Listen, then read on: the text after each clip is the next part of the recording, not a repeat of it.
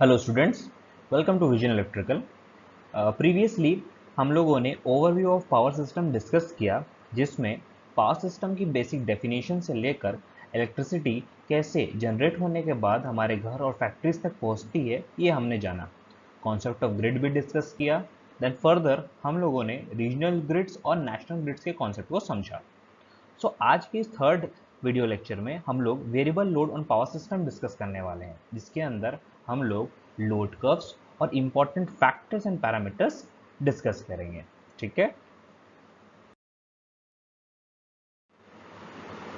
अब देखिए, हम सब जानते हैं कि इलेक्ट्रिसिटी प्रोडक्शन के लिए ऑल्टरनेटर का इस्तेमाल होता है। ठीक है। अब ऑल्टरनेटर को रन करने के लिए डिफरेंट रिसोर्सेज भी यूज़ करते हैं, जैसे कि कोल, देन आपका हाइड्रो, न्यूक्लियर, सोलर भी है, बट सोलर में सोलर पीवी से डायरेक्ट इलेक्ट्रिसिटी प्रोड्यूस होती है, ऑल्टरनेटर कॉन्सेप्ट नहीं है। विंड एनर्जी है, जियोथर्मल एनर्जी है, बट अभी डिस्कशन के लिए हम अपना फोकस अपने सिलेबस तक रखते हैं, कोल, हाइड्रो, न्यूक्लियर। ठीक है। अब ये ऑल्टरनेटर इलेक्ट्रिसिटी प्रोड्यूस करने के बाद कहाँ कहाँ भेज रही है? लोड सेंटर पे भेज रही है, जिसमें हमारे फैक्ट्रीज आ जाते हैं, हमारे घर आ जाते हैं, और मॉल्स का भी एग्जांपल लेते हैं, सिनेमास हो गए, डिफरेंट डिफरेंट मल्टीप्लेक्स हैं, शॉप्स हैं। ठीक है। अब बात यहाँ पर ख़त्म नहीं होती, क्यों? Because load is variable. Load यहाँ पर वेरिएबल है। जो जितना भी प्रॉब्लम हो रहा है, जो स्टडीज़ हो रही है, वो इस वजह से हो रही है क्योंकि वेरिएबल क्या है, लोड जो है वेरिएबल है। क्यों? अभी फैक्ट्रीज है, अब फैक्ट्रीज को कंसिडर कर लीजिए, इसका लोड कभी बढ़ेगा कभी घटेगा, कांस्टेंट तो रहने वाला नहीं है। घर पे भी लोड हमेशा चेंज होते रहता है। कभी आप फैंस ऑन रख करके रखे हैं, ट्यूबलाइट्स ऑन करके, कभी टीवी ऑन है, कभी फैन, ट्यूबलाइट, टीवी सब ऑन है, तो ये भी इसका भी लोड जो है वेरी होता है। सिमिलरली मॉल्स और बाकी डिफरेंट सिनेरियोज भी सेम रहते हैं। आप खुद सोच के देखिए, मॉर्निंग में लोड अलग, इवनिंग में कंजप्शन अलग, नाइट में पूरे लाइट्स जले रहते हैं तो वहाँ का कंजप्शन अलग। तो हर सिनेरियो में लोड का कंजप्शन बदलते रहता है। आप year wise, month wise, season wise, सब टाइम में लोड जो है वेरिएबल ही है। अब ये वेरिएबल लोड की वजह से ऑल्टरनेटर की परफॉर्मेंस जो है इफेक्ट होती है। ठीक है।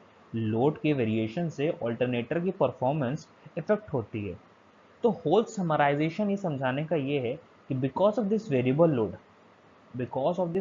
लोड आपको इनपुट में भी चेंज करना है।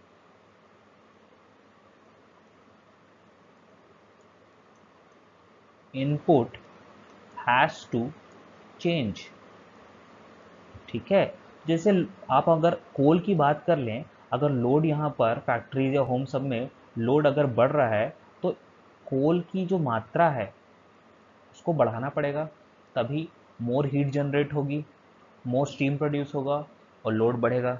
ठीक है। हाइडल के केस में भी वाटर का फ्लो जो है उसको बढ़ाना पड़ेगा। ठीक है, तभी तो मोर वाटर हीट करेगा, टरबाइन को रोटेट करेगा। न्यूक्लियर के लिए आप बात करें तो न्यूक्लियर रिएक्शंस को बढ़ाना पड़ेगा, इंक्रीज करना पड़ेगा। ठीक है। अगर कम हो रहा है तो यही चीज़ को कम करना पड़ेगा, कोल कम कर रहे हैं आप, वाटर का फ्लो कम कर रहे हैं आप, न्यूक्लियर रिएक्शंस को कम कर रहे हैं, कंट्रोल कर रहे हैं, तब जाके क्या होगा, लोड कंट्रोल पे आएगा। ठीक है। तो बात यही है कि लोड वेरिएबल होने की वजह से क्या इश्यूज आ रहे हैं, कि आपको इनपुट जो है चेंज करना पड़ रहा है। अब इनपुट चेंज होने की वजह से कुछ इफेक्ट्स आ रहे हैं, तो वो दो मेजर इफेक्ट को हम लोग डिस्कस करते हैं।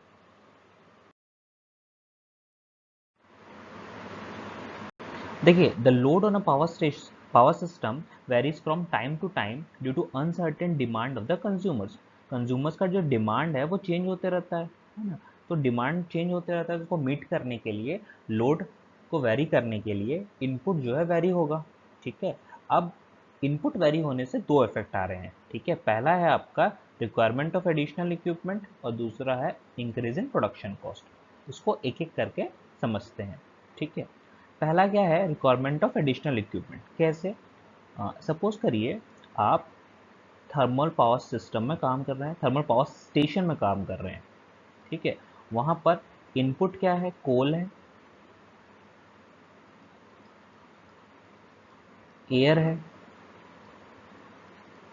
वाटर है, ये इनपुट है। ठीक है। तो जब भी लोड वेरी होगा, कोल की, एयर की और वाटर की वैल्यू जो है ऊपर नीचे करनी पड़ेगी, है ना। जब भी लोड वेरी करेगा तो इनकी जो वैल्यूज़ है कोल एयर वाटर की, उसकी वैल्यूज़ को कंट्रोल करना पड़ेगा या चेंज करना पड़ेगा। उसके लिए आपको क्या चाहिए, एडिशनल कोई डिवाइस चाहिए, या तो कंट्रोलर हो गया किसी प्रकार का, है ना, या कोई मशीनरी होगी, वो आपको चाहिए। तो लोड के वेरिएशन की वजह से आपको एक एडिशनल इक्विपमेंट की ज़रूरत पड़ रही है। ये तो हो गया पहला कि रिक्वायरमेंट ऑफ एडिशनल इक्विपमेंट। अब बात करते हैं सेकंड, यानी कि इंक्रीज इन प्रोडक्शन कॉस्ट की। ये प्रोडक्शन कॉस्ट कैसे बढ़ रहा है, ठीक है। ये पहला तो यहीं से कैरी होके आ रहा है, पहला चीज़ कि आपको एडिशनल इक्विपमेंट की ज़रूरत पड़ रही है, एडिशनल इक्विपमेंट की ज़रूरत पड़ रही है। तो पहली तो वही चीज़ हो गई, एडिशनल इक्विपमेंट की वजह से जो है आपको कॉस्ट बढ़ रहा है, ठीक है। तो एक तो यहीं से कैरी हो गई, ठीक है, कि आपको एडिशनल इक्विपमेंट चाहिए, ठीक है। उसकी वजह से आपका जो प्रोडक्शन कॉस्ट है, यानी कि मनी जो इनपुट है वो अब बढ़ जा रही है, ठीक है। दूसरा एक टेक्निकल रीज़न है, दूसरा है टेक्निकल रीज़न है, वो ये है, पहले ये जानिए कि ऑल्टरनेटर जो है हमेशा से मैक्सिमम एफिशिएंसी पे तब काम करेगा जब वो रेटेड कैपेसिटी पे रहे। ये अभी आप नोट कर लीजिए, इंपॉर्टेंट है, मशीन में इसके बारे में डिस्कस करेंगे। अभी ये नोट कर लीजिए कि ऑल्टरनेटर जो है it will operate at maximum efficiency near it's rated capacity.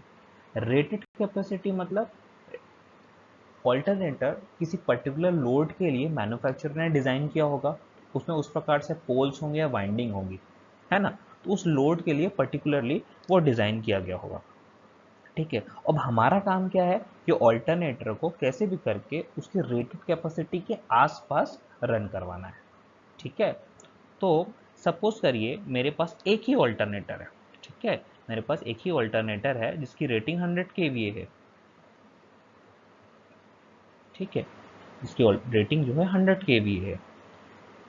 जब लोड 100 के पास है तो अब ये तो मैक्सिमम एफिशिएंसी दे रहा है, ठीक है। लेकिन जब लोड कम हो रहा है, ठीक है, तो ये रेटेड कैपेसिटी से दूर जा रहा है, ऑल्टरनेटर जो है रेटेड कैपेसिटी से दूर जा रहा है, तो इसकी एफिशिएंसी कम हो रही है।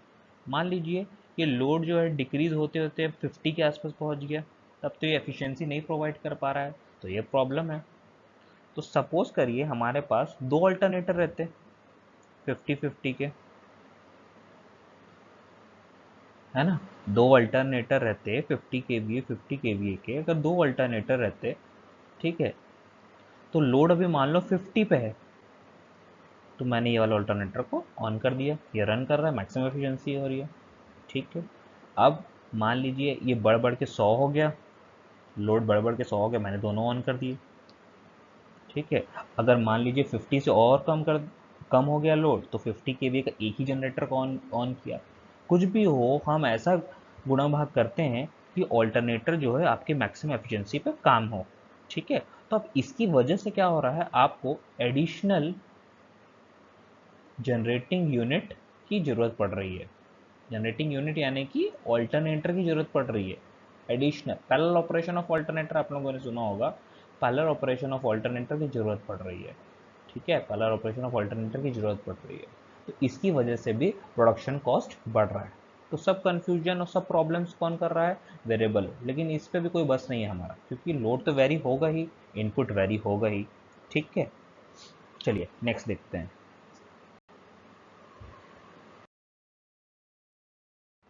Chronological load curve. एक क्रोनोलॉजिकल लोड कर्व और लोड कर्व दोनों एक ही चीज़ है।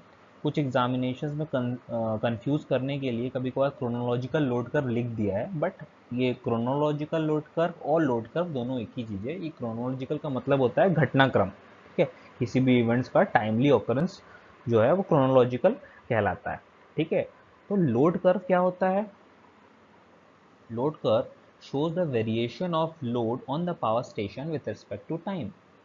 टाइम के रिस्पेक्ट में लोड कितना और कैसे वेरी हो रहा है, ये हम लोग को लोड कर्व बताता है, ठीक है। तीन प्रकार के लोड कर्व होते हैं। एक है डेली लोड कर्व, ठीक है, जो 24 आवर्स बेसिस पे कैलकुलेट या प्लॉट किया जाता है। फिर मंथली लोड कर्व होगा, ठीक है, और फाइनली एनुअल लोड कर्व, ठीक है। तो हम लोग एक एक करके इसको डिस्कस करते हैं। तो ये जो आप फिगर देख रहे हैं, ये जो प्लॉट देख रहे हैं, ये डेली लोड कर्व का प्लॉट है। ठीक है, अब ये इम्पोर्टेंट क्यों है और ये आप क्यों पढ़ रहे हैं? ठीक है, सपोज करिए आपका जॉब किसी जनरेटिंग स्टेशन में लग जाता है, आपका फर्स्ट डे ड्यूटी है। ठीक है, और आपको जनरेशन कंट्रोल करना है। ठीक है, जनरेशन कंट्रोल करना है, तो आप डेफिनेटली सबसे पहले लोड कर्व देखेंगे। आप सबसे पहले लोड कर्व देखेंगे कि लोड कर्व क्या कहता है। ठीक है, तो आपने ये लोड कर्व को देखा। ठीक है, ये आपका नेक्स्ट डे का शेड्यूल है। ठीक है, आपको इस इन्फॉर्मेशन मिल जाती है कि भैया ये लोड ऐसा रहने वाला है। तो आपने देखा कि देखिए एक्स एक्सिस पे देखा, ये जो एक्स एक्सिस आपको टाइम बता रहा है। ठीक है, एक्स एक्सिस टाइम बता रहा है, जैसे ये नून के बाद ये आपका 6 PM है, शाम का टाइम है। ये रात का टाइम है 10 PM। ठीक है, this is 4 AM in the morning. ठीक है, ये डिफरेंट लोड है मेगावाट में, 6 मेगावाट, 8 मेगावाट्स। ठीक है, तो आपने जब इस कर्व को देखा तो आपको ये समझ में आया कि हाँ, सुबह 6 से 8 बजे के बीच में, है ना, ये लोड राइज हो रहा है। ठीक है, यहाँ बढ़ता है थोड़ा सा, इस टाइम पे कम होता है। ठीक है, 6 बजे मैक्सिमम दिख ही रहा है सबसे ज़्यादा टाइम पे ये। तो 4 बजे के आसपास से ये बढ़ना चालू होगा लोड। तो आपको लोड कर्व देखने के बाद एक एनालिसिस समझ में आ गया, एक आपको ओवरव्यू मिल गया कि भैया नेक्स्ट डे के लिए आपको मिल गया कि भैया सुबह सुबह कैसे, मतलब कोल की जो इनपुट है उसको आपको बढ़ानी है। सिंक्रोनस जनरेटर ऑल्टरनेटर जिसको कहते हैं, इतना जल्दी रिस्पॉन्ड नहीं करता, थोड़ा सा टाइम लगता है उसको। तो आपको उस तरह से आपको रेडी होने के लिए आपको ये एनालिसिस मिल गया। 4 बजे के आसपास लोड बढ़ता है तो आपको रेडी रखेंगे कि हाँ भाई, जनरेशन बढ़ाना पड़ेगा हमको इस टाइम पे। आपको आइडिया रहेगा, आपके लिए कोई भी चीज़ सडन नहीं होगा। तो ये load curve, daily load curve, आपको शेड्यूलिंग या कंट्रोलिंग या ऑपरेटिंग, प्लांट ऑपरेशन में आपको ये हेल्प करेगा। ये क्या हो गया है, डेली लोड कर्व। तो डेली लोड कर्व का कुछ ये इंपॉर्टेंस है, शेड्यूलिंग और ऑपरेशन में हेल्प करेगा। ठीक है, नेक्स्ट चलते हैं हम लोग मंथली लोड कर्व के अंदर कि ये मंथली लोड कर्व क्या है। ठीक है, अब देखिए मंथली लोड कर्व में डेली जो लोड कर्व है उसी से प्लॉट करेंगे अपन। एवरेज वैल्यूज निकाल लिए डिफरेंट डिफरेंट, तो आपको ये कर्व मिल गया। अब इस कर्व का इंपॉर्टेंस ये है कि मंथली लोड कर्व से आपको इसका एरिया निकालना है सबसे पहले। मंथली लोड कर्व का एरिया, मैं ये तब की बात कर रहा हूँ कि आप एक पावर सिस्टम में पावर स्टेशन के इंजीनियर है। ठीक है, आपको मंथली लोड कर्व से आप एरिया निकाल लेंगे तो आपको एनर्जी कंजप्शन के बारे में पता चल जाएगा कि मंथली कितना एनर्जी यहाँ की जनता कंज्यूम करती है। फैक्ट्रीज हो गया, जो भी हो, जो जनरेटिंग स्टेशन से जो पावर जा रही है उसका आपको पता चल गया। ठीक है, कि कितना एनर्जी कंजप्शन हो रहा है। तो आपको क्या आइडिया हो जाएगा, बिलिंग वगैरह के बारे में आइडिया हो जाता है इससे। आप इसके साथ एनर्जी की कॉस्टिंग फिक्स कर सकते हैं कि इतने पे बेचेंगे तो इतना प्रॉफिट होगा। ठीक है, इसके भी बारे में इंफॉर्मेशन मिल जाएगा आपको, एनर्जी कॉस्टिंग के बारे में। ठीक है, तो ये जो फंडा है ये मंथली लोड कर्व का है। ठीक है, ये आपको डेली लोड कर्व से ही प्लॉट होगा। ठीक है, नेक्स्ट चलते हैं एनुअल लोड कर्व की तरफ कि ये एनुअल लोड कर्व क्या है। ठीक है, अब देखिए एनुअल लोड कर्व जो है ये आप देखिए, जनवरी दिख रहा है आपको, जनवरी है, ये फेब है, अगस्त है, ये मंथली है। ये मंथली लोड कर्व से आया, डेली लोड कर्व के बाद मंथली, मंथली लोड कर्व के बाद एनुअल लोड कर्व। अब देखिए एनुअल लोड कर्व से आपको क्या मदद मिल रही है। आप ये देखिए, ये वाला जो पोर्शन है, ठीक है, नॉर्मल से ज़्यादा ही है ये वाला पोर्शन। ठीक है, ये भी थोड़ा पोर्शन ज़्यादा ही है, ऑब्वियसली मई जून जुलाई अगस्त टाइप का टाइम है। ठीक है, लोड कंजप्शन ज़्यादा ही रहता है। ठीक है, तो आपको इस चीज़ें से प्लानिंग करने में हेल्प हो रही है कि भाई मई जून जुलाई इस टाइम पर लोड कंजप्शन ज़्यादा रहता है, हमको कोल की क्वांटिटी ज़्यादा रखनी है। या फिर हमारे पास 5 अल्टरनेटर है तो पाँचों को अच्छे कंडीशन में रखना है क्योंकि पाँचों रन करना पड़ेगा। या फिर उस समय हम लोग हाइडल पावर प्लांट भी रन करेंगे और कोल पावर प्लांट भी रन करेंगे, या कुछ भी करके वहाँ पर पता है कि इस टाइम लोड कंजप्शन ज़्यादा है तो हम पहले से रेडी रह रहे हैं। ठीक है, तो एनुअल लोड कर्व आपको क्या हेल्प कर रहा है, प्लानिंग में हेल्प कर रहा है। एक और चीज़ है annual load factor. Annual load factor उसको भी कैलकुलेट करने में हेल्प करता है, इसके बारे में हम लोग आगे और जानेंगे। ठीक है, तो ये तीन चीज़ था आपका, daily load curve, monthly load curve और एनुअल लोड कर्व। तीनों से क्या क्या पता चला आपको, जैसे डेली लोड कर्व है तो डेली लोड कर्व से आपको ये पता चला कि शेड्यूलिंग शेड्यूलिंग जो होती है वो पता चली, आपको ऑपरेशन के बारे में थोड़ा सा आइडिया हो जाएगा, कब कंट्रोल कैसे करेंगे।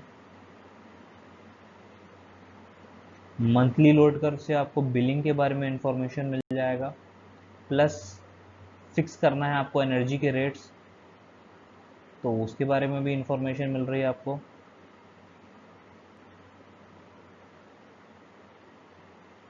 And finally annual load curve से आपको क्या इंफॉर्मेशन मिल रही है, पावर सिस्टम की प्लानिंग। ठीक है, 3-4 साल का power system annual load curve देखा, आपको पता चला कि लोड बढ़ते जा रहा है, तो मे बी आप न्यू जनरेटर्स की भी डिमांड कर सकते हैं, एडिशनल जनरेटर्स की भी डिमांड कर सकते हैं। ठीक है, इससे एक और चीज़ निकलती है, इसको बस अभी आप ऐसी नोट कर लीजिए, इसको हम लोग बोलते हैं एनुअल लोड फैक्टर। ठीक है, तो ये आपका 3 चीज़ था। ठीक है, daily load curve, monthly load curve और एनुअल लोड कर्व। ठीक है,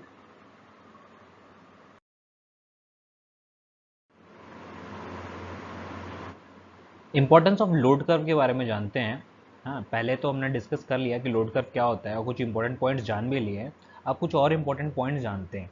ठीक है, तो सबसे पहले उनमें से है, वो है area under the daily load curve. अगर हम एरिया निकालें डेली लोड कर्व का, तो क्या निकल के आता है ये देखते हैं। ठीक है, कुछ भी चीज़ आपको याद नहीं करनी है, बस कॉन्सेप्ट समझ के रखना है, तो आप हमेशा चीज़ों को लिंक कर पाएंगे। अब एरिया की बात करें, तो जो ग्राफ जो है, ये जो ग्राफ है, ठीक है, इसकी मैं एरिया निकालने की बात कर रहा हूँ, तो एरिया निकालने की बात का मतलब होता है क्या निकल के आएगा, ये हम लोग खुद देख लेते हैं। एक्स एक्सिस की जो क्वांटिटी है और वाई एक्सिस की जो क्वांटिटी है, उसका मल्टीप्लिकेशन क्या हो रहा है वो देखिए आप। मैं एरिया निकाल रहा हूँ इस कर्व का, इस ग्राफ का मैं एरिया निकाल रहा हूँ। तो देखिए, एक मेगावाट है, वाई एक्सिस में क्वांटिटी मेगावाट है, एक्स एक्सिस में क्या टाइम बता रहा है, तो आवर्स में है। ठीक है, तो हम मैं क्या कर रहा हूँ, एरिया में मेगावाट आवर हो रहा है मतलब। ठीक है, मेगावाट आवर ऐसी क्या चीज़ है ये, मेगावाट आवर मतलब पावर इनटू टाइम हो रहा है ये, पावर इनटू टाइम हो रहा है। और पावर इनटू टाइम क्या होता है, एनर्जी। तो एरिया जो निकाल रहे हैं हम लोग, वो एरिया एक्चुअली में क्या है, दिस ये वाला मैं बात कर रहा हूँ। ठीक है, ये वाला पोर्शन की बात कर रहा हूँ। ठीक, दिस पोर्शन की बात कर रहा हूँ, ये जो एरिया है ना। ठीक है, इस पोर्शन की बात कर रहा हूँ। ठीक है, तो ये जो पोर्शन है, इसका हम लोग जो एरिया निकाल रहे हैं, इससे हम लोग को क्या पता चल जा रहा है, एनर्जी के बारे में पता चल रहा है। एनर्जी कंजप्शन, उस दिन में कितनी यूनिट्स एनर्जी कंज्यूम हुई है, वो इस कर्व से हमको पता चल जा रहा है। तो area under the daily load curve क्या देगा आपको, यूनिट जनरेटेड पर डे। ये आपको याद रखना है, ये डायरेक्ट क्वेश्चन जे एग्जामिनेशन में पूछा जाता है कि area under the daily load curve क्या बताता है, तो एनर्जी बताता है या तो यूनिट जनरेटेड पर डे बोल सकते हो आप। ठीक है, नेक्स्ट देखते हैं highest point of the load curve. ये भी डायरेक्ट मैं आपको एग्जामिनेशन से लिंक करके ही बता रहा हूँ, ये भी क्वेश्चन पूछा जाता है कि highest point on the load curve क्या बताता है। सिंपली है, highest point on the load curve कौन सा है, यहाँ पर आप देखिए highest point on the load curve कौन सा है, तो वो ये वाला पॉइंट है, ये highest point on the load curve है, 6 मेगावाट है। ठीक है, तो वो क्या बता रहा है, वो बता रहा है मैक्सिमम डिमांड। ये टेक्निकल टर्म है, ठीक है, जो आपको याद रखनी है कि highest point on the load curve क्या बताता है, मैक्सिमम डिमांड बता रहा है। ठीक है, कि एक दिन में, ठीक है, इतना डिमांड जो हाईएस्ट गया है एक टाइम पे, वो आपका 6 मेगावाट है, यही आपका मैक्सिमम डिमांड है। नाउ ये एक इम्पॉर्टेंट चीज आप समझ रहे हैं कि area under the load curve divided by total hours. ठीक है, हम देखते हैं क्या आता है, अपन लोग खुद देखते हैं कि area under the load curve, area under the load curve तो एनर्जी आ रहा है, उसकी यूनिट लिख देते हैं अपन बस। ठीक है, इसकी बस यूनिट लिख देते हैं, area under the daily load curve क्या है, मेगावाट आवर है, पावर इनटू टाइम है, डिवाइडेड बाय टोटल आवर्स। केवल यूनिट्स, यूनिट के साथ आप खेलिए, आपको समझ में आ जाएगा कि क्या निकल के आ रहा है। तो area under the load curve हो गया megawatt hour, divide by total hours. Total hours मतलब में 24 आवर्स है, लेकिन उसकी यूनिट क्या है, आवर्स होगी, तो ये दोनों कट जाएगा। आ क्या रहा है, मेगावाट ही आ रहा है। ठीक है, मतलब कोई पावर आ रही है ना, मतलब कोई पावर ही आ रही है, एनर्जी नहीं होगी, टाइम नहीं होगा, वो पावर है। तो वो पावर क्या कहलाएगा, आपका एवरेज लोड कहलाएगा। ठीक है, एवरेज लोड। तो ये तीन इंपॉर्टेंट रिलेशन आपको याद रखने हैं रिलेशन का। First one is area under the daily load curve, जो आपको यूनिट जनरेटेड पर डे बताएगा। Highest point on the load curve, जो मैक्सिमम डिमांड बताता है। और अगर आपको कोई भी न्यूमेरिकल क्वेश्चन आता है, ठीक है, या फिर एनालिसिस के लिए आपको एवरेज लोड निकालना है, तो कैसे निकालेंगे? Area under the load curve divided by total hours. ठीक है, या तो एरिया आपको गिवन होगा, आपको एरिया को बस टोटल आवर्स से डिवाइड कर देना है, ठीक है, और आपका एवरेज लोड निकल आएगा। ठीक है,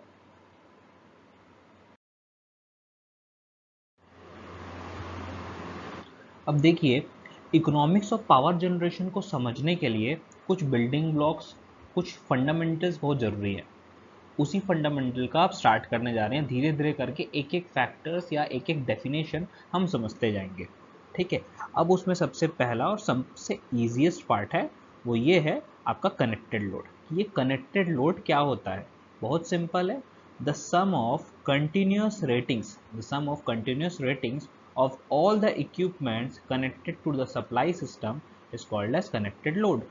आपके सप्लाई से जितना भी लोड कनेक्टेड है उसका सम, सिंपल एज दैट। ठीक है, आपके सप्लाई से जितना भी लोड कनेक्टेड है उसको हम लोग क्या बोलेंगे? Connected load. वो चालू है या बंद है ये नहीं, सप्लाई से जो लोड कनेक्टेड है वो क्या कहला रहा है? आपका कनेक्टेड लोड कहला रहा है। ठीक है, ये आपको न्यूमेरिकल्स में हेल्प करेगा। न्यूमेरिकल्स में आपको दिया जाएगा कि ये कनेक्टेड लोड है, ठीक है, और आपको कुछ पैरामीटर्स निकालने पड़ेंगे। ठीक है, सिंपली आप इसमें देखिए, जैसे आपको बोल दिया कि भाई एक ट्यूबलाइट है 40 वॉट का, एक फैन है 60 वॉट का, टेलीविजन है 150 वॉट का, एयर कंडीशनर है 3500 वॉट का, एंड फ्रिज है 400 वॉट का। तो कनेक्टेड लोड कितना होगा? सिंपली इनको ऐड कर दीजिए। हम लोग कनेक्टेड लोड को हम लोग CL से रिप्रेजेंट करेंगे। देखिए इसमें फैक्टर्स बहुत कुछ है, ठीक है, इसमें फैक्टर्स जो है बहुत कुछ है, तो आप कंफ्यूज हो सकते हैं। इसी वजह से हम लोग ये निमोनिक्स यानी कि छोटे छोटे एब्रीविएशन से हेल्प लेंगे। ठीक है, कनेक्टेड लोड CL यहाँ पर कितना हो जाएगा? तो जितना जो जो कनेक्टेड है सबको सम कर दो। ठीक है, 40 प्लस 60 प्लस 150 प्लस 3500 प्लस 400, तो कितना आ रहा है? ये 40 60 100 हो गया, ये 400 500 हो गया, फिर इसको उससे जोड़ा 4000 एंड 4150, तो 4150 वाट। तो ये आपका कनेक्टेड लोड आ गया। बड़ा सिंपल है इसको कैलकुलेट करना। आई होप ये आपको समझ में आया होगा। ठीक है,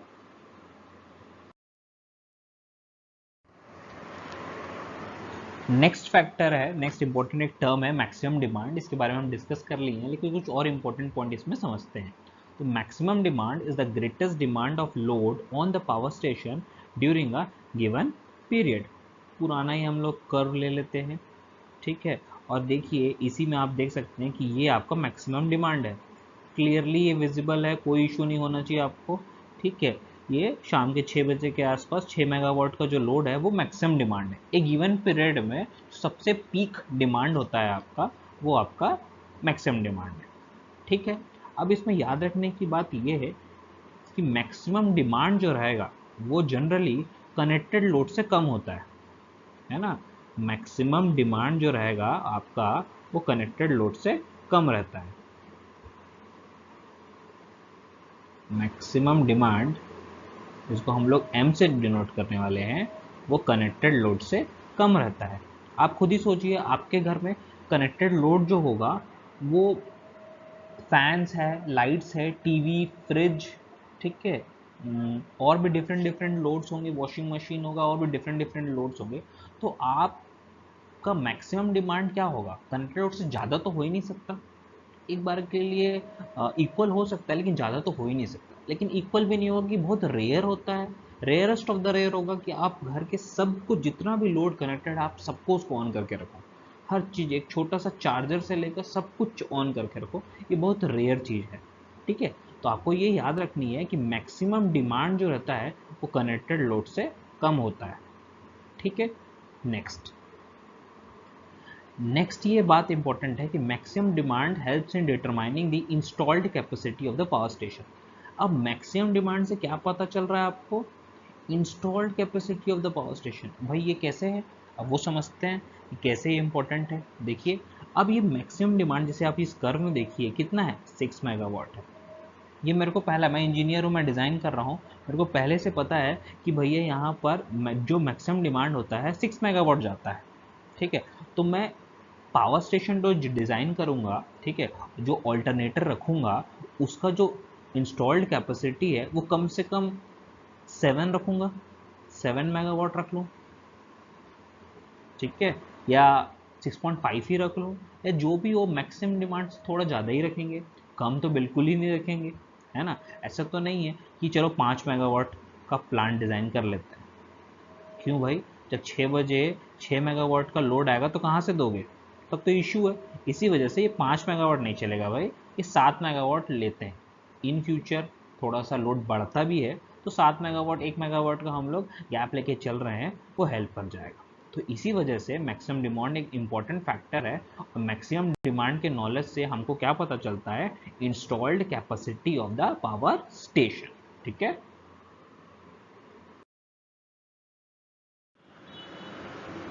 demand factor, demand factor is the ratio of maximum demand on the power station to its connected load. ठीक है, डिमांड फैक्टर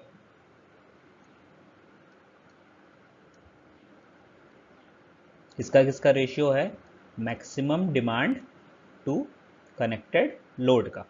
ठीक है, अब देखिए इसमें कनेक्टेड लोड आप हमेशा से जानते हैं कि कनेक्टेड लोड ज़्यादा रहेगा, मैक्सिमम डिमांड हमेशा कम रहने वाला है। ठीक है, तो इससे क्या पता चलता है कि डिमांड फैक्टर की वैल्यू हमेशा 1 से कम रहेगी। ठीक है, ऑलवेज। ठीक है, इसको अब एक एग्जांपल से समझते हैं। जस्ट फॉर एन एग्जांपल हम लोग ऐसा सोच के चलते हैं कि कनेक्टेड लोड सपोज करिए आप कितना है, 100 मेगावाट है। Connected load is equal to 100 megawatt. ठीक है, एंड मैक्सिमम डिमांड है 80 मेगावाट। अब आपको कैलकुलेट करना है कि डिमांड फैक्टर क्या होगा, तो सिंपल सा रिलेशन है उसको यूज करिए, demand factor is equal to MD upon CL, यानी कि 80 अपॉन 100, तो कितना आएगा 0.8। तो जैसा भी कैलकुलेशन हो, डिमांड फैक्टर की जो वैल्यू है वो ऑलवेज कितना, 1 से कम आएगी। इसको नोट करना है, एग्जामिनेशन में डायरेक्ट क्वेश्चन आता है कि डिमांड फैक्टर की वैल्यू कितनी होती है, less than 1, equal to 1, greater than 1, none of the above. तो आपका आंसर क्या होगा, लेस देन 1। ठीक है, नेक्स्ट टर्म है आपका एवरेज लोड। अब एवरेज लोड क्या होता है ये जानते हैं। The average of loads occurring on the power station in a given period, day और मंथ और year, is known as average load और एवरेज डिमांड। ठीक है, लोड बोलो या डिमांड बोलो, दोनों एक ही चीज है। ठीक है, तो आप रफली नेम से समझ ही रहे होंगे कि क्या है एवरेज लोड, मतलब किसी डे पे, मंथ पे या ईयर पे एवरेज या रफली उस दिन कितना लोड रहा है, वो एवरेज लोड बताएगा। सिंपल। ठीक है, अब उसी में डिफरेंट डिफरेंट बाइफर्केशंस है। ठीक है, डेली एवरेज लोड है, ठीक है, मंथली एवरेज लोड है और ईयरली एवरेज लोड है। ठीक है, अब तीनों का कैलकुलेशन बड़ा सिंपल है। न्यूमेरिकल के लिए बात करें, एग्जामिनेशन पॉइंट ऑफ व्यू से बात करें, तो ये 3 रिलेशंस है, उसको आपको समझने हैं। जैसे आप पहले डेली एवरेज लोड देखिए, ये डेली एवरेज लोड है जिसका फॉर्मूला क्या बनता है, number of units generated in a day divided by 24 hours. ठीक है, ये number of units generated in a day का मतलब क्या बोल रहा है, जो एरिया हम लोगों ने निकाला है ना, area of daily load curve, area of daily load curve divided by कितने आवर्स हैं एक दिन में, 24 आवर्स। ठीक है, तो kilowatt our divided by hours, तो फाइनली आपको किलोवाट ही आ रहा है। आप यूनिट से देखेंगे तो आपको हमेशा याद रहेगा, तो किलोवाट आवर जो है, तो kilowatt hour divide by hour है, तो ये आवर आवर कट जाएगा, बचेगा क्या, ये किलोवाट ही बचेगा। ठीक है, तो डेली एवरेज लोड निकाल लोगे। ठीक है, मंथली एवरेज लोड का कैलकुलेशन भी सिंपली वैसे ही रहेगा, एरिया निकाल लोगे आप किसका, monthly, area of monthly load curve divided by number of hours in a month. ठीक है, कंसिडर कर लीजिए आप जनवरी का महीना है तो 31 डेज होते हैं एंड 24 से मल्टीप्लिकेशन कर लिए निकाल दिया जाएगा। ठीक है, ये मंथली एवरेज लोड था। और ईयरली एवरेज लोड निकालने के लिए सिमिलरली आप एरिया निकाल लीजिए, मैं इसको फिर से नहीं लिख रहा हूँ, एरिया निकाल लीजिए ईयरली लोड कर्व का और उसको 8760 आवर से डिवाइड कर दीजिए। 8760 कैसे आ रहा है, एक साल में 365 डेज, लीप ईयर है तो 366 ले लेंगे और 24 से मल्टीप्लिकेशन कर दीजिए। तो ये हो गया आपका एवरेज लोड निकालने का छोटा सा रिलेशन। ठीक है, नेक्स्ट हम लोग डिस्कस करते हैं लोड फैक्टर। ये लोड फैक्टर क्या होता है? तो the ratio of average load to the maximum demand during a given period of time is known as load factor. ठीक है, लोड फैक्टर क्या हो गया? Load factor average load divided by maximum demand over a given period of time. Time बहुत important है, उसी के हिसाब से लोड फैक्टर में 3 वेरिएशंस आएंगे। कैसे आएंगे? अगर ये जो एवरेज लोड है मैं डेली के हिसाब से लूँ, ठीक है, प्रतिदिन के हिसाब से लूँ और मैक्सिमम डिमांड भी वैसी लूँ, तो जो लोड फैक्टर निकल के आएगा उसको मैं क्या बोलूँगा? Daily load factor. ठीक है, उसको मैं क्या बोलूँगा? Daily load factor. ठीक है, अगर यही चीज लोड फैक्टर वाली चीज अगर मैं मंथली ले लूं, ठीक है, यानी कि एवरेज लोड मंथली कितना रहा, ठीक है, एवरेज लोड मंथली कितना रहा, मैक्सिमम डिमांड मंथली कितना रहा, अगर इस जरिए से मैं कैलकुलेशन करूं तो मेरा क्या आ जाएगा? मंथली लोड फैक्टर आ जाएगा। क्या आ जाएगा? Monthly load factor. और सिमिलरली अगर मैं ईयरली कर लूं तो कि ईयरली कितना लोड रहा, एवरेज लोड ईयरली कितना रहा और ईयरली मैक्सिमम डिमांड कितना रहा, तो हमारा क्या निकल के आ जाएगा? ईयरली लोड फैक्टर, जिसको हम लोग एनुअल लोड फैक्टर भी बोलेंगे। ठीक है, एनुअल लोड फैक्टर भी बोलेंगे। तो ये तो था लोड फैक्टर का नॉर्मल सा डेफिनेशन। ठीक है, अब इसके बारे में थोड़ा और जानते हैं। ठीक है, अब लोड फैक्टर में आप जैसे कि देख सकते हैं average load bye maximum demand दिया हुआ है। अब इसमें से हम लोग को देखना है कि कौन बड़ा रहता है। तो ऑब्वियसली हम सब जानते हैं मैक्सिमम डिमांड की जो वैल्यू है वो बड़ी रहती है और एवरेज लोड की वैल्यू कम रहती है। मैक्सिमम डिमांड ही ज़्यादा रहेगा ना, तो इससे हम लोग को क्या पता चल रहा है कि load factor is always less than 1। हमेशा लोड फैक्टर की वैल्यू 1 से कम होगी। एग्जामिनेशन में पूछेगा लोड फैक्टर की वैल्यू हमेशा 1 से कम होगी। ठीक है, ये आप नोट कर लीजिए, लोड फैक्टर की वैल्यू हमेशा 1 से कम होती है। ठीक है, नेक्स्ट अब तो एक चीज और इसमें डिराइव करते हैं, एक और रिलेशन है वो डिराइव करते हैं। पहले इसको हटा देता हूं मैं। अब एक और रिलेशन डिराइव करते हैं लोड फैक्टर का। ठीक है, लोड फैक्टर जैसे आप हमने देखा एवरेज लोड है डिवाइडेड बाय मैक्सिमम डिमांड। ठीक है, मान लीजिए ये प्लांट जो है 24 आवर्स काम नहीं कर रहा है, 22 आवर्स काम कर रहा है। ये सपोज 22 आवर्स नहीं 24 आवर्स काम कर रहा है, कभी 12 आवर्स काम कर रहा है, जितना भी है एक जनरलाइजेशन के लिए हम लोग मान लेते हैं कि प्लांट टी आवर्स के लिए काम कर रहा है। ठीक है, टी आवर्स के लिए काम कर रहा है, तो हम लोग क्या करते हैं इसमें मल्टीप्लीकेशन कर देते हैं। ठीक है, average load into T divided by maximum demand into T. ठीक है, तो मैं कर क्या रहा हूं? पावर को टाइम के साथ मल्टीप्लीकेशन कर रहा हूं, यहां भी पावर के साथ टाइम को मल्टीप्लीकेशन कर रहा हूं, तो नीचे ऑब्वियसली एनर्जी आएगा।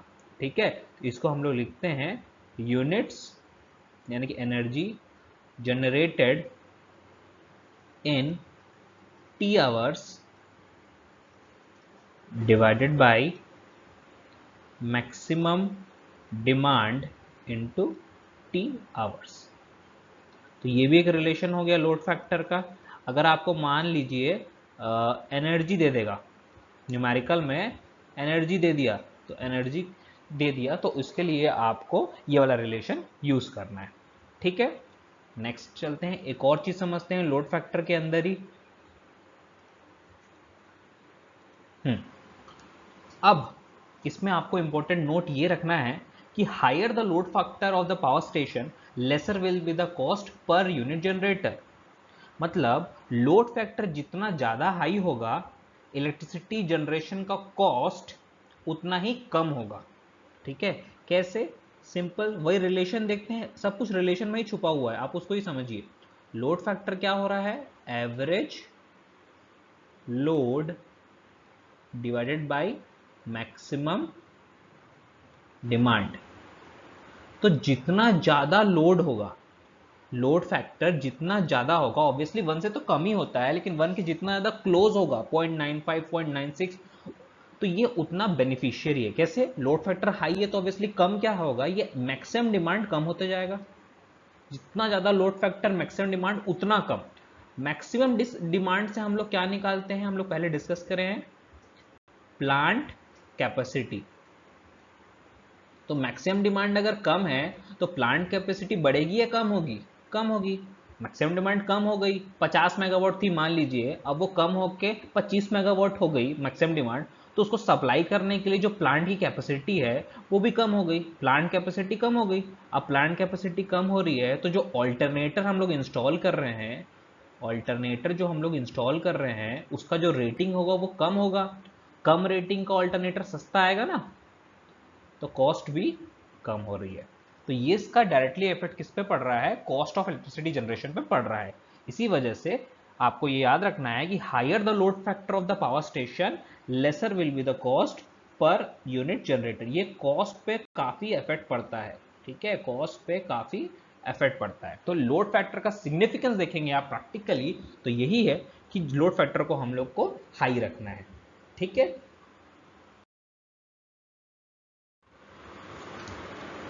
अब हम लोग डाइवर्सिटी फैक्टर डिस्कस करते हैं। ये थोड़ा सा हटके है, ठीक है, इसको समझिएगा आप आराम से। The ratio of the sum of individual maximum demands to the maximum demand on the power station is known as diversity factor. ये क्या बोल रहा है? Sum of, ratio of sum of individual maximum demands to the maximum demand on the power station. ठीक है, उसको हम लोग डाइवर्सिटी फैक्टर बोलते हैं। सपोज करिए ये जनरेटर है, ठीक है, ये जो जनरेटर है ये वाला, ये डिफरेंट टाइप्स ऑफ कैटेगरी के कंज्यूमर्स को लोड सप्लाई करता है। हम लोग बस ये 3 एग्जांपल लेते हैं कि हमारे ये घरों पर लोड सप्लाई जा रहा है, मॉल शॉप्स और डिफरेंट कॉम्प्लेक्सेस है उसको सप्लाई जा रहा है, और फैक्ट्रीज को भी सप्लाई जा रहा है। ठीक है, अब देखिए इस सबका अपना अपना कुछ मैक्सिमम डिमांड होगा। फॉर एन एग्जाम्पल हम लोग ये सपोज करते हैं कि ये होम जो है, यहाँ पर जो मैक्सिमम डिमांड है, इसका जो मैक्सिमम डिमांड है वो है 25 मेगावाट। ठीक है, ये जो घर है, ठीक है, होम्स को सप्लाई जा रहा है, हाउसेस को सप्लाई जा रहा है, उसका जो मैक्सिमम डिमांड है वो 25 मेगावाट है। कि different shopping complexes, cinema halls and different shops के जो हैं उसका जो मैक्सिमम डिमांड है सपोज करिए 50 मेगावाट है। ठीक है, और जो फैक्ट्रीज का है उसको हम लोग ये सपोज करके चलते हैं कि इसका क्या है 100 मेगावाट। तो डाइवर्सिटी फैक्टर कैसे निकलेगा? डाइवर्सिटी फैक्टर क्या होगा? Sum of individual maximum demands. Individual maximum demand मतलब ये और ये 25 plus 50 plus 100 to the maximum demand on the power station. Maximum demand on the power station एक टाइम पे कितना होने वाला है वो है, अब इन तीनों में सबसे बड़ा जो मैक्सिमम डिमांड रहेगा वो क्या होगा? 100। क्यों? क्योंकि ऐसा इसलिए कर रहे हैं क्योंकि ये जो तीनों मैक्सिमम डिमांड है, लोड का जो मैक्सिमम डिमांड है वो एट अ टाइम नहीं आएगा। ऐसा नहीं है कि सेम टाइम पे तीनों ही मैक्सिमम डिमांड रहेंगे। आप खुद सपोज करिए, समझिए, सुबह सुबह यानी कि 8-9 के आसपास आपको मॉल्स वगैरह का लोड ज़्यादा नहीं रहेगा, उस समय घर का लोड ज़्यादा रहेगा। लोग सुबह उठ के, स्कूल्स है, स्टूडेंट्स लोग का स्कूल है, कॉलेजेस है, उसके लिए रेडी हो रहे हैं, ऑफिसेस के लिए रेडी हो रहे हैं, देन फाइनली 10-11 बजे के आसपास मॉल्स खुलेंगे, ऑफिसेस खुलेंगे, तो उस टाइम लोड डिफरेंट रहेगा। फैक्ट्रीज के केस में भी डिफरेंट रहेगा। 24 आवर्स रनिंग फैक्ट्रीज का लोड भले ही कांस्टेंट हो, लेकिन कुछ टाइम रहेगा जिससे प्रोडक्शन ज्यादा हो रहा हो तो उस समय लोड डिफरेंट रहेगा। तो एक टाइम पे तीनों कैटेगरी या जितने भी कैटेगरी उसका लोड एक ही टाइम पे नहीं हाई होगा, सबका कुछ डेफिनेट टाइम होगा। ठीक है, तो उस हिसाब से डाइवर्सिटी फैक्टर यहाँ पर कितना आ रहा है, हम लोग ये एग्जांपल लिया, कितना आ रहा है वो, ये 175 आएगा टोटल डिवाइडेड बाई 100। तो आप इन्हें देखिए डाइवर्सिटी फैक्टर कितना आ रहा है 1.75।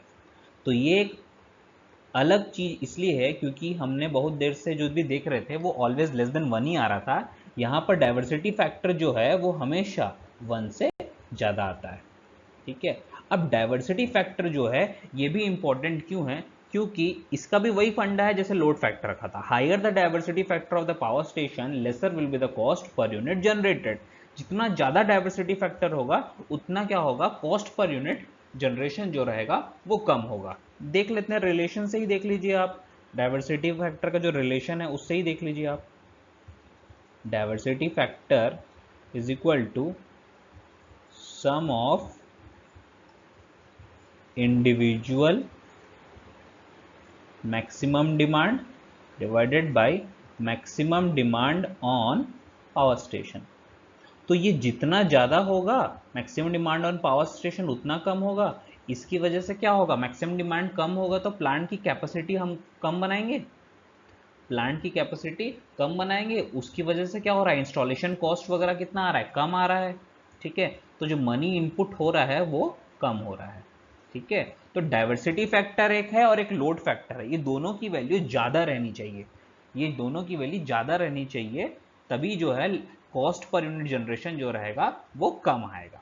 ठीक है, एक और पॉइंट जो है एग्जामिनेशन पॉइंट ऑफ व्यू से आप नोट कर लीजिए, वो ये है कि एक कोइंसिडेंस फैक्टर भी होता है। डाइवर्सिटी फैक्टर जैसे होता है वैसे ही एक कोइंसिडेंस फैक्टर भी होता है।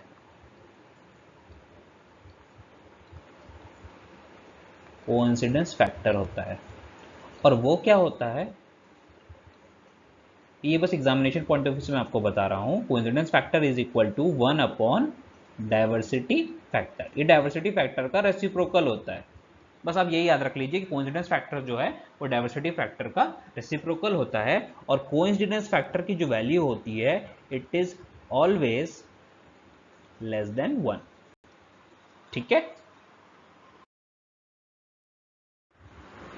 नेक्स्ट हम लोग डिस्कस करते हैं कैपेसिटी फैक्टर के बारे में। तो the ratio of average demand to plant capacity is known as capacity factor और plant factor, plant capacity factor.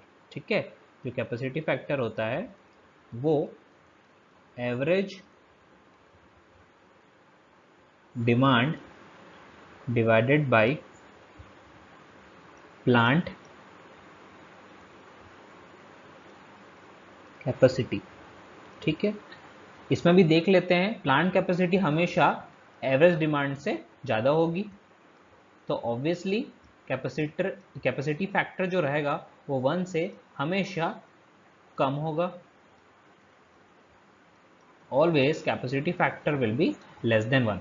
अब इसमें भी ये देखते हैं कि प्लांट सपोज टी आवर्स के लिए ऑपरेशनल है, टी आवर्स के लिए प्लांट काम कर रहा है, तो कैपेसिटी फैक्टर क्या हो जाएगा, ऊपर नीचे दोनों हम लोग टी से मल्टीप्लाई कर देते हैं, एवरेज डिमांड इंटू टी। ठीक है, डिवाइडेड बाई जो प्लांट की कैपेसिटी ही इंटू टी। ठीक है, तो ये क्या बन रहा है, एवरेज डिमांड मतलब ये पावर है, ये टी जो है ये आवर्स में है। सिमिलरली प्लांट कैपेसिटी जो है वो भी पावर है, किलोवाट या मेगावाट में होगी, और टी जो है ये भी आवर्स है। मतलब दोनों में क्या हो रहा है, पावर और टाइम का मल्टीप्लिकेशन हो रहा है। यहाँ क्या प्रोड्यूस हो रही है, एनर्जी ही प्रोड्यूस हो रही है, लेकिन देख दो different types of energy produce हो रही है। पहला है एवरेज डिमांड इनटू टी, ये एक्चुअल कंडीशन है, एक्चुअली में इतनी एवरेज डिमांड था और वो टी टाइम से मल्टीप्लाई कर दिए जितना देर तक प्लांट चला है, ऑपरेशन में रहा है, तो ये कैसी एनर्जी कहलाएगी, एक्चुअल, सच में इतनी एनर्जी प्रोड्यूस हुई होगी, एक्चुअल एनर्जी प्रोड्यूस्ड। ये रियलिटी की बात है, सच में प्लांट जो है इतने घंटे ऑपरेशनल था। ठीक है, तो इतने घंटे में इतना उस पर एवरेज डिमांड था, तो हम मल्टीप्लाई कर दिए तो एक्चुअली इतनी एनर्जी प्रोड्यूस होगी। ठीक है, अब प्लांट की कैपेसिटी मतलब फुल कैपेसिटी अगर पे प्लांट चल रहा है टी आवर्स के लिए, तो जो एनर्जी प्रोड्यूस हो रही है वो मैक्सिमम एनर्जी प्रोड्यूस हो रही है, मैक्सिमम एनर्जी प्रोड्यूस्ड। ठीक है, तो मैं यही कहना चाह रहा हूं कि दूसरी डेफिनेशन क्या बनती है, ratio of actual energy produced to the maximum possible energy that could have been produced during a given period of time. ठीक है, ये वाला एक्चुअली में प्रोड्यूस हुआ है, अगर लेकिन प्लांट अगर फुल कैपेसिटी पे अपने चलता तो वो इतनी मैक्सिमम पॉसिबल एनर्जी को प्रोड्यूस करता। तो ये जो रिलेशन है ये कैपेसिटी फैक्टर कहलाता है। तो आपके पास एक रिलेशन ये हो गया और दूसरा रिलेशन ये हो गया दूसरा। आपको ये दोनों रिलेशन को याद रखने हैं। अब कैपेसिटी फैक्टर का सिग्निफिकेंस कहां पर आता है, इससे हम लोग रिजर्व कैपेसिटी निकालते हैं। क्या निकालते हैं, रिजर्व कैपेसिटी। अब रिजर्व कैपेसिटी को समझते हैं। रिजर्व कैपेसिटी जो है एग्जामिनेशन पॉइंट ऑफ व्यू से सबसे ज्यादा इंपॉर्टेंट है। अगर न्यूमेरिकल आएगा, ठीक है, न्यूमेरिकल आता है तो वो रिजर्व कैपेसिटी ही कैलकुलेट करने के लिए पूछेगा आप उसे।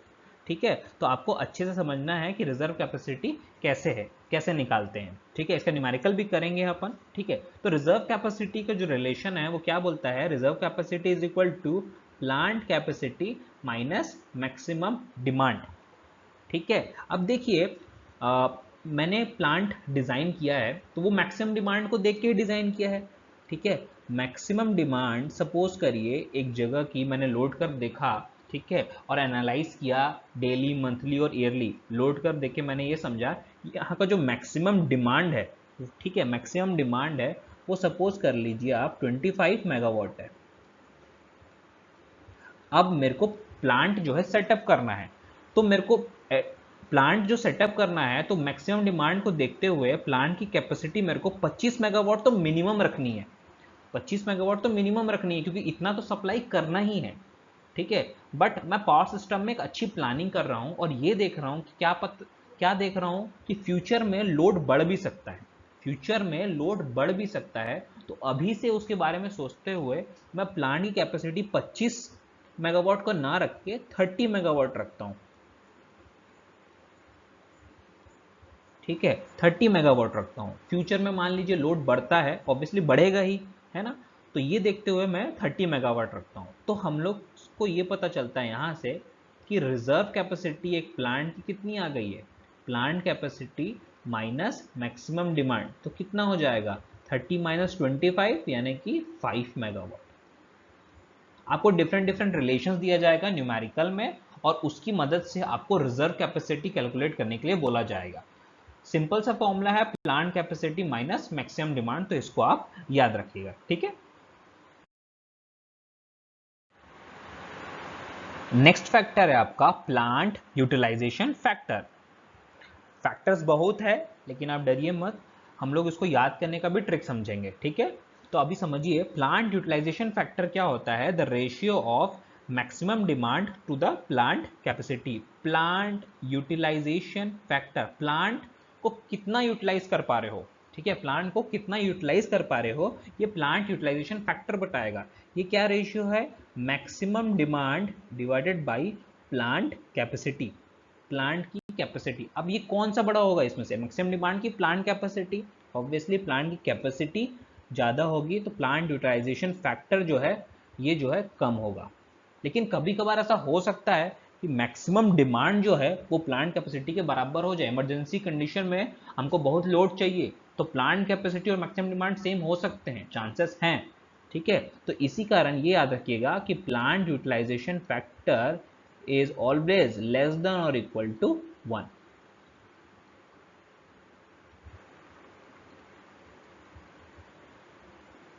कितना प्लांट आप यूटिलाइज कर पा रहे हैं, ठीक है, वो आपको प्लांट यूटिलाइजेशन फैक्टर बताएगा। ठीक है, जैसे देखिए प्लांट कैपेसिटी हम लोग ने बोला कि 50 है,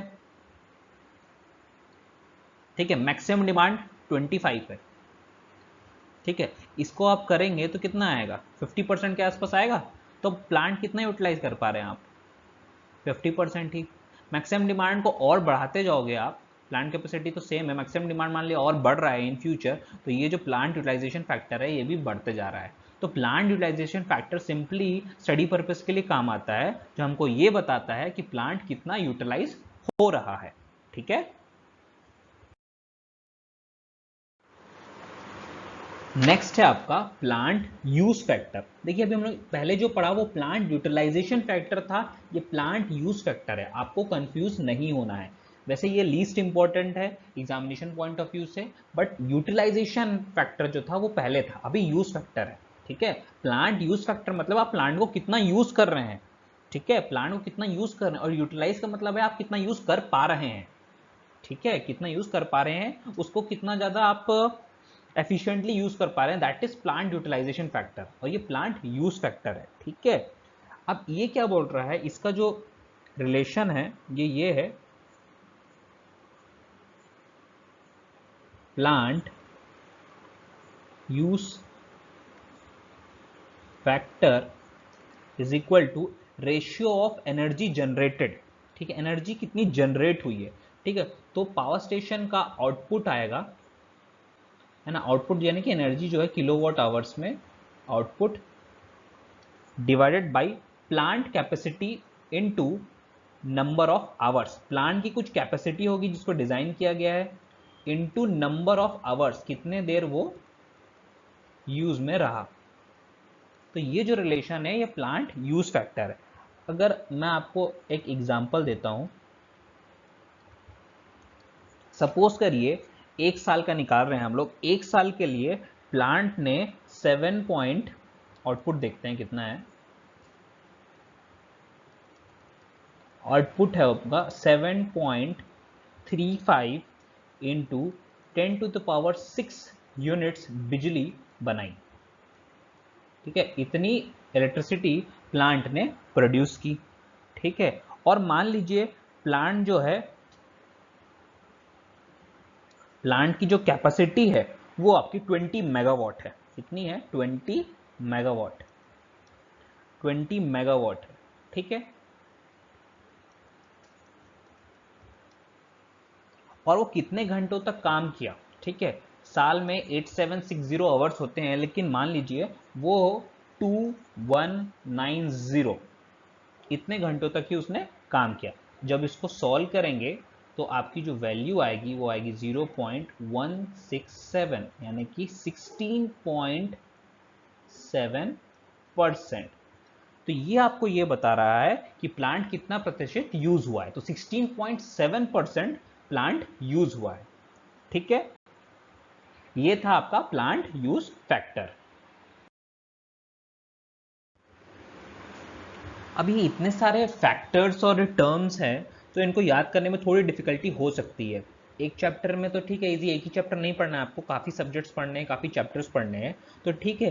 तो इसी वजह से मैं आपको कुछ निमोनिक्स या कुछ एब्रिवेशंस बता देता हूँ। ठीक है, आपको इससे हेल्प मिलेगी। ठीक है, तो सबसे पहले हमने क्या किया है, डिफरेंट डिफरेंट टर्म्स और फैक्टर्स को एक निमोनिक्स या एब्रिवेशन दे दिया है। ठीक है, कनेक्टेड लोड को जैसे हमने CL दे दिया। ठीक है, एवरेज लोड को A दे दिया है, मैक्सिमम डिमांड को M, प्लांट कैपेसिटी को P। ठीक है, तो ये चार जो थे नॉर्मल ये हमारे टर्म्स थे। अब फाइनली बाकी के जो चार है ये रिलेशंस के स्टार्टिंग पॉइंट्स है ना। लोड फैक्टर का एक रिलेशन है, डिमांड फैक्टर का रिलेशन है, कैपेसिटी फैक्टर का रिलेशन है, और यूटिलाइजेशन फैक्टर का रिलेशन है। अब बाकी ये CL, A, M, P ये सब यूज होते हैं, है ना। तो देखते हैं सबसे पहले लोड फैक्टर क्या होता है। लोड फैक्टर क्या होता है, it is equal to average load upon maximum demand. अगर मैं इसको ऐसे लिख दूं, लाइट एंड मिरर LAM, ठीक है, तो मैं समझने के लिए तो समझ ही सकता हूं। ठीक है, कि LAM का मतलब यहां पर L is equal to A/M, है ना। Load factor is equal to average load upon maximum demand. आप इसको याद करते हैं इजिली, LAM आपको याद रहेगा, इजिली हो जाएगा। ठीक है, next Delhi metro classes, DMCL, ये भी बड़ा इजी है। ठीक है, ये मेरा पॉइंट ऑफ व्यू है, आप अपने हिसाब से कुछ भी बना सकते हैं, आपको याद रखना है। ठीक है, पॉइंट बस यही है कि याद रहना चाहिए। तो डी का क्या हो जा रहा है यहाँ पर, डिमांड फैक्टर। ठीक है, एम से क्या है, मैक्सिमम डिमांड, और CL से क्या है, कनेक्टेड लोड। ठीक है, नेक्स्ट चलते हैं कैप। कैप तो ऑब्वियसली छोटा सा टर्म है, याद ही रहेगा आपको। तो सी से क्या बन रहा है, सी से है आपका capacity factor, it is equal to A/P, average load या फिर average demand divided by plant capacity. एक और हो गया, और फाइनली इट्स UMP, उत्तर मेटल प्लांट। उत्तर मेटल प्लांट रखिए या यूएमपी रखिए, यूएमपी ज़्यादा इजी है मेरे हिसाब से तो याद रखने के लिए, ठीक है। तो आपके अकॉर्डिंगली आपको जो अच्छा लग रहा है आप उसमें याद रख सकते हैं, ठीक है। जैसे ये हो गया, तो प्लांट का यूटिलाइजेशन फैक्टर यू से डिनोट कर दिया मैंने, मेटल का एम जो है मैक्सिमम डिमांड बता रहा है, डिवाइडेड बाई प्लांट का पी यानी कि प्लांट कैपेसिटी, ठीक है। तो ये कुछ तरीके से आप चीज़ों को याद रख सकते हैं। पावर सिस्टम हो, इलेक्ट्रिकल इंजीनियरिंग में या फिर मशीन में, जो भी कुछ भी कॉन्सेप्ट है आपको याद रखने के लिए चाहे तो आप अपने हिसाब से भी ट्रिक्स बना सकते हैं। मैं आपको बस एक कॉन्सेप्ट बता रहा हूँ, एक तरीका बता रहा हूँ, आप इसको कहीं भी अप्लाई कर सकते हैं और चीज़ों को याद कर सकते हैं, ठीक है।